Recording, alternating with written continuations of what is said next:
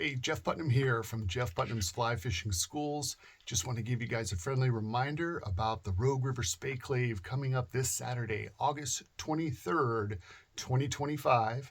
It will be at Griffin Park in Grants Pass. Beautiful location. And there's going to be vendors, there will be presenters, manufacturers. So great opportunity to try equipment out and learn more about spay casting and the whole spay world of spay fishing. So hope to see you down there. Those of you that are coming, make sure you bring your equipment because we have 962 steelhead in the Coal River hatchery so far this year. So it's a pretty decent year, especially compared to last year. So yeah, try some steelhead fishing when you're here. Great opportunity.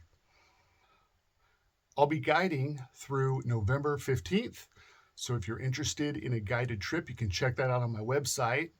And the special that I'm going to offer for the first 3 people that mention this video on boat ramp etiquette, you'll receive 30% off. So that's a huge savings.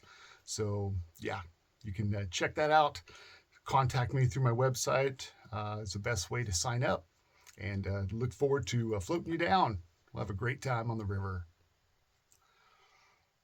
All right, so let's get into today's topic about boat ramp etiquette.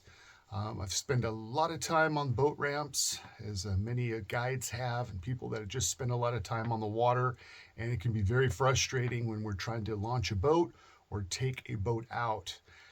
This area is designed for that. It's not designed to swim, lounge at. It's not a place where you want to set up a barbecue. Yep, that has happened to me. I've seen that a few occasions. We want to keep that area clear so that boats can drop their boat in, especially when there are multiple boats that are trying to launch or take out. So when you pull up to a boat ramp, make sure that you have all of your equipment set up in the boat. Last thing you want to do is back your boat down and hang out on the boat ramp, unload your gear, inflate your raft, and put your equipment together. That's not the place for it. There's places to park prior to launching your boat that you can get it all set up. Again, you want to keep that boat ramp clear because people are waiting, especially when people are waiting to launch a boat or take a boat out. So make sure all of your gear is set up before you put your boat in the water. And when you back your vehicle down and put your boat in, make sure you take your boat and put it off to the side, so that way people don't have to wait for you to go park your vehicle and walk all the way back down, so you move your boat out of their way, right? Especially people that are waiting to take out or put in. Kind of frustrating. So when you park your vehicle, we have designated areas, generally longer parking spots for vehicles with trailers. It's important that if you're in a vehicle without a trailer, don't park in those parking spots because generally there's few of them. So make sure you park in just your standard parking spot. That way you can leave the room for somebody who has a trailer who needs to park their vehicle so they don't have to walk out to the main street and park their car on the main street and then walk back in. That can be a little frustrating.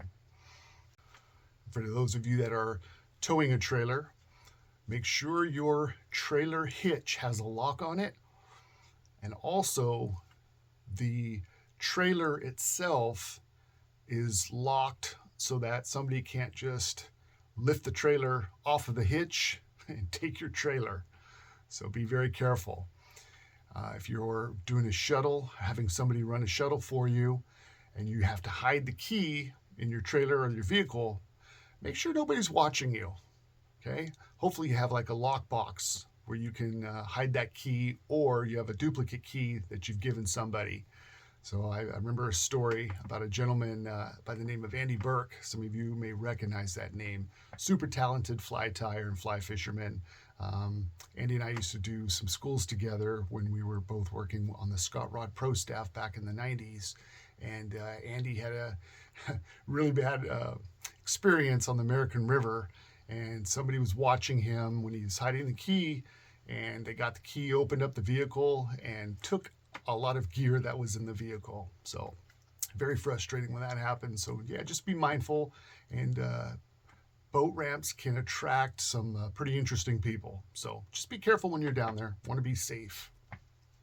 And if anybody has run into Andy Burke, please tell him that I said hi.